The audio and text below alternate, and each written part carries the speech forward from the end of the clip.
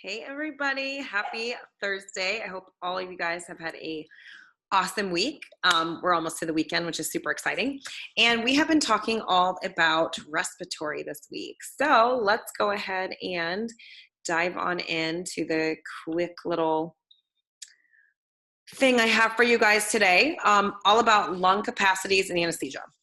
I know that we learn this in nursing school, and then we have to kind of build upon it in order to properly understand some anesthesia principles when we're ventilating in the operating room and all that good stuff. So I'm going to try to break down some of the most pertinent ones and that little thing called closing capacity and closing volume that definitely had me confused. So I'm going to see if I can clear up any confusion for you guys. You guys can get to thriving and kicking some serious booty in school. All right, so here are some of the ones that I want to briefly touch on. So the first one is tidal volume. Tidal volume's easy, right? Breathe in and out. So normal inhaling, exhaling, not forcing it. It's just breathing in and out. Doesn't really take any effort. It's about 7 mils per kg. Some people say 6 to 10 mils per kg. This is what you set on your vent setting. This is what you sent. This is what you set, right? So maybe 500 mils in volume mode. You might set it in pressure, in pressures like centimeters of water, 15, 17, 10, whatever it may be, when you're using pressure support or pressure control. All right, so tidal volume. Just breathing in and out. This is what we have to give our patients in order to ventilate them when they are under anesthesia. All right, then we have our FRC, or the functional residual capacity. So this is about 500 mils of oxygen. It's your oxygen reservoir. And when we pre-oxygenate people, we're actually denitrogenating them. So we're kicking out the nitrogen that is in this reservoir because we're breathing in O2 and nitrogen right now. So we're kicking that nitrogen out and we're filling that reservoir up, that reserve up with just pure oxygen, right? So this is what we do on induction of anesthesia to make sure that if something were to go wrong with our intubation, or they would spasm, or anything crazy that could happen, we've got a like a reserve, a little bubble of oxygen to kind of save us, right?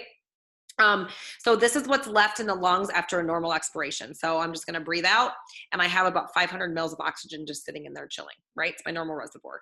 We want to fill that up before we give them anesthesia, give them even more. All right.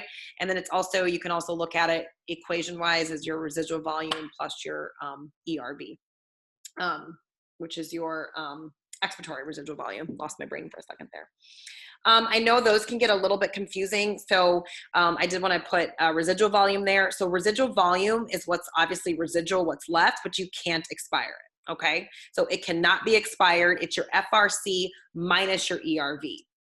And your expiratory reserve volume, or ERV, is the volume of air that you can forcefully exhale.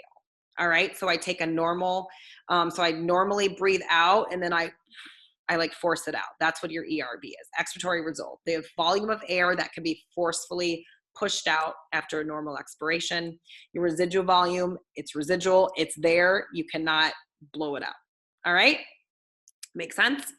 All right. So now, closing volume. So I know this was kind of a new concept to me when I was in school, and I don't want you guys to make this complicated. So normally, as we're breathing, like right here, right now, your small airways close as we exhale. All right. So as we're exhaling, due to gravity, due to pleural pressure, whatever the case may be, our small airways start to close a little bit as we exhale. Okay, that's normal. When we force expiration, they really start to close, right? We lose small airway closure. All right. So what happens is when we give somebody anesthesia, what are we doing? We're like depressing them, or, we're depressing their system, or some patients may not have good lungs, or they may be morbidly obese, whatever, may have you, position changes, whether they're tipped on their head, they're prone, etc. All these things change the dynamics. All the anesthesia we give, all those dynamics are changed. So what happens is that it can lead to, all these airways are closing during expiration, and we already have like a decreased FRC because of general anesthesia, because of positioning, because of morbid obesity. I'm trying to think of other things, all the things that can change your FRC. The patients are pretty much at risk for atelectasis. All right, that's all it's saying. Premature closing of these small airways can lead to atelectasis, and that's all that closing volume and closing capacity mean, okay? So closing volume is the volume at the end of a forced expiration when the small airways begin to close. And then closing capacity is a closing volume plus your residual volume, okay? And if we are losing our FRC, then we can't change our closing capacity, okay? We can't change it. So if we want to fix that, we want to fix the atelectasis, we have to kind of start to restore our FRC, to restore kind of that balance. Okay, makes sense? I know it's a little weird, a little complicated. Don't make it harder than it is, okay?